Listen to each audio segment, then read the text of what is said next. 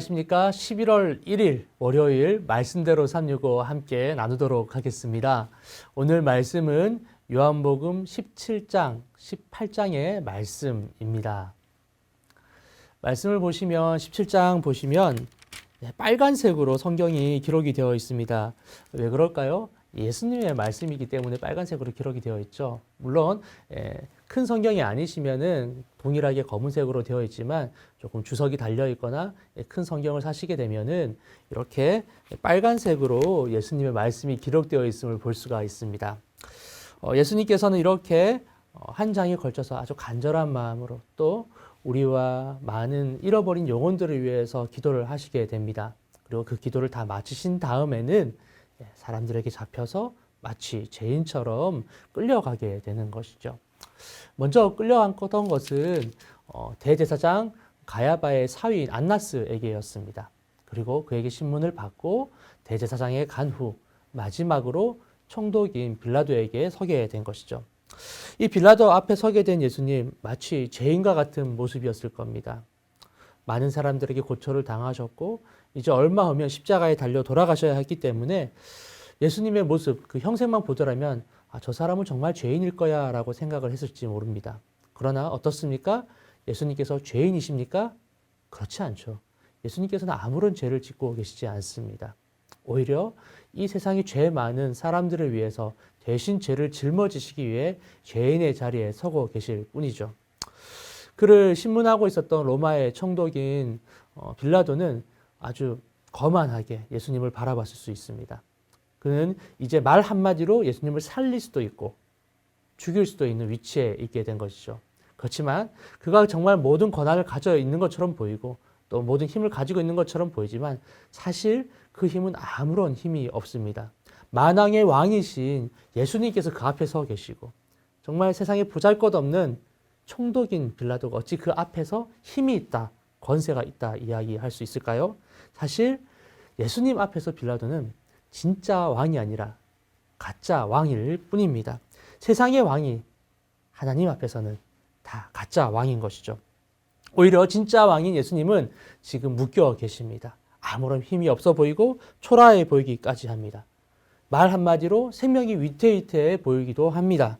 그러나 예수님께서는 단순히 잡혀서 오신 것이 아니라 이를 선택하셔서 그 자리에 서 계셨던 것입니다.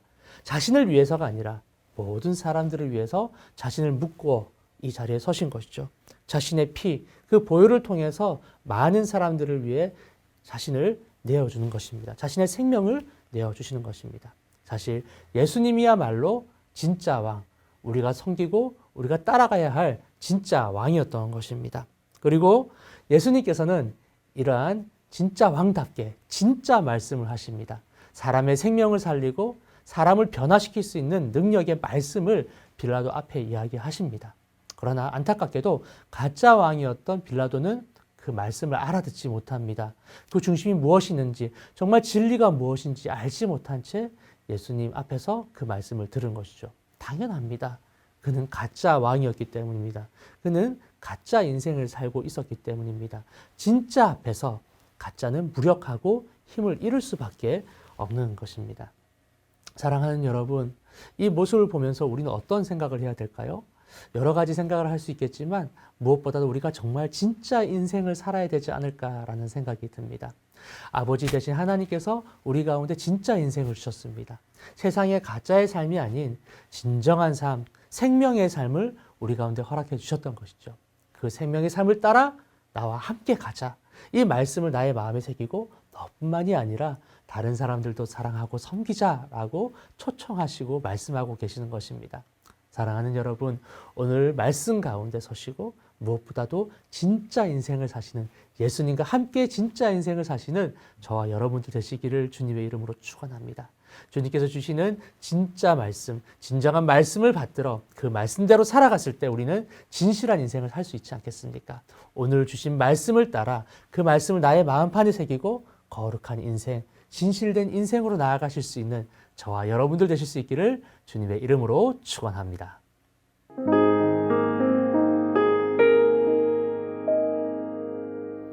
여러분, 오늘은 새로운 달 11월이 시작되는 첫날입니다. 11월 1일 그것도 또 한 주간이 시작되는 월요일인데 이번 한 주간 또 이번 한 달 하나님의 은총 가운데 기쁨의 삶을 누리시고 그리스도인다운 열매를 하나님의 은혜 가운데 맺게 되기를 간절히 기원합니다. 오늘 같이 묵상하실 말씀은 요한복음 18장 38절입니다. 빌라도가 이르되 진리가 무엇이냐 하더라. 이 말을 하고 다시 유대인들에게 나아가서 이르되 나는 그에게서 아무 죄도 찾지 못하였노라. 아멘. 십자가는 우리 예수님께 말할 수 없는 고통이었습니다. 육체적인 고통인 것은 뭐 더 말할 필요가 없고요. 그것은 영적으로도 예수님께 큰 고통이었습니다.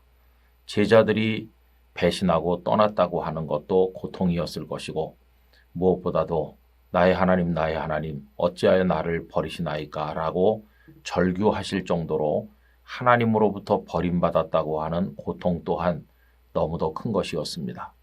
십자가는 예수님의 고통의 절정이라고 할 수가 있겠습니다. 그런데 여러분 십자가를 전후해서 고통받은 이들이 또 많이 있지요. 그것은 예수님을 배신하고 떠난 제자들의 경우도 그렇습니다.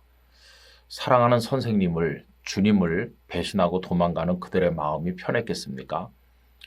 또 예수님을 사랑해서 따라왔던 여인들은 예수님께서 십자가에 달리시는 모습을 바라보면서 억장이 무너지고 슬픔으로 그 가슴이 갈갈이 찢겼을 것입니다. 이처럼 예수님 이외에도 각자의 입장에서 고통받은 사람들이 있었지요. 그 중에 빼놓을 수 없는 사람은 로마 총독 빌라도라고 생각합니다. 빌라도가 무슨 고통을 받았겠느냐 이렇게 생각할 수도 있지만은 그는 양심의 고통을 심하게 받았다고 생각합니다. 그는 유대인들이 예수님을 자신에게로 끌고 왔을 때 예수님을 만나보고는 죽음에 처할 죄가 아무것도 없다는 것을 알게 되었습니다. 오늘 본문도 그가 백성들에게 나가서 아무 죄도 찾지 못했노라 라고 이야기하는 대목 아닙니까? 빌라도가 이르되 진리가 무엇이냐 하더라. 이 말을 하고 다시 유대인들에게 나가서 이르되 나는 그에게서 아무 죄도 찾지 못하였노라. 여러분 빌라도가 백성의 그 지도자들 앞에 나가서 나는 저 예수라는 선생에게서 아무 죄도 찾지 못했다 하는 말을 3번이나 합니다. 그 정도로 그의 갈등이 컸다는 것을 알 수 있어요. 그러나 여러 가지 정치 공학적인 문제들 또 상황들 이런 것들 때문에 결국 그는 떠밀려서 예수님을 십자가에 처형하도록 내주고 맙니다.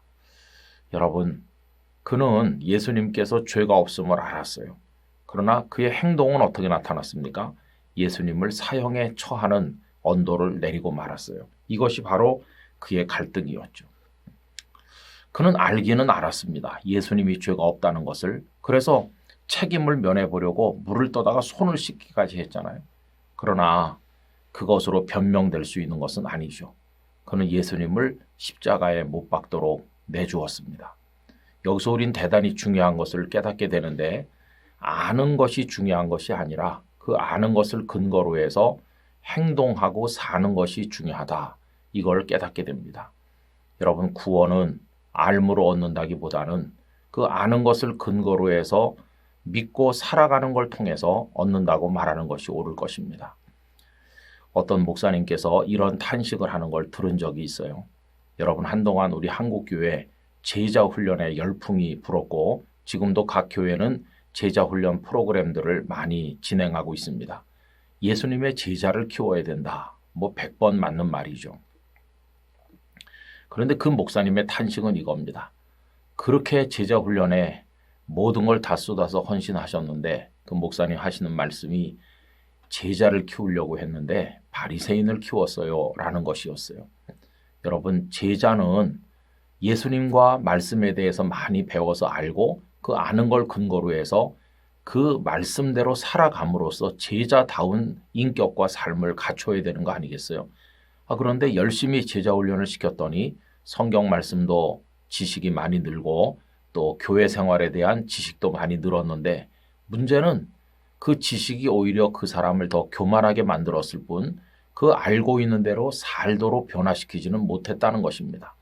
그러자 마치 예수님 당시의 바리새인들처럼 많이 안다고 교만해져서 이렇게 저렇게 교회 안팎에서 시끄러운 말들만 만들어내더라는 것입니다.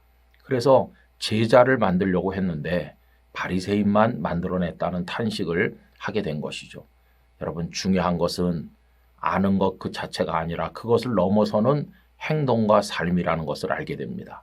이 빌라도는 예수님께서 죄가 없다는 걸 알았지만 아는 대로 행동하지 않고 예수님을 십자가에 처형하도록 내주었기 때문에 그는 오고 오는 모든 성도들에게 비판의 대상이 된 것입니다. 누가 예수님의 인정을 받는 것일까요? 예수님의 비유 속에 제사장도 레위인도 강도 만난 사람을 구휼하지 아니하고 내려갔습니다. 그들은 어려운 사람을 도와야 된다는 것 누구보다도 잘 아는 사람들 아닙니까? 그러나 알았지만 행동하지 않았습니다. 반면에 사마리아 사람은 비록 천대받는 사마리아인임에도 불구하고 강도 만난 사람을 정성을 다해서 돌보지 않았습니까?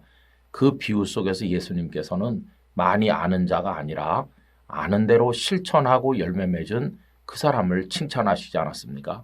성도 여러분, 우리가 진정한 주님의 성도가 되기 위해서는 얼마나 많이 아는가, 그건 중요한 게 아니고 그 중에 하나라도 오늘 행동하고 있는가, 삶 속에서 열매 맺기 위해서 노력하고 있는가 하는 것이 중요한 것입니다. 이 영상을 함께 하시는 모든 분들이 참 삶을 통해서 하나님의 진정한 자녀로 예수님의 제자로 자리매김할 수 있기를 간절히 기원합니다. 거룩하신 아버지 하나님, 저희들은 성경에 대해서나 교회 생활에 대해서 여러 가지에 대해서 많이 안다고 자부하고 있습니다. 그러나 아는 것이 능사가 아님을 깨닫게 하시옵시고 아는 대로 실천하고 행동하며 그것이 우리의 삶이 되게 하사 진정한 예수님의 제자가 되게 하여 주시옵소서. 예수님의 이름으로 기도드리옵나이다. 아멘.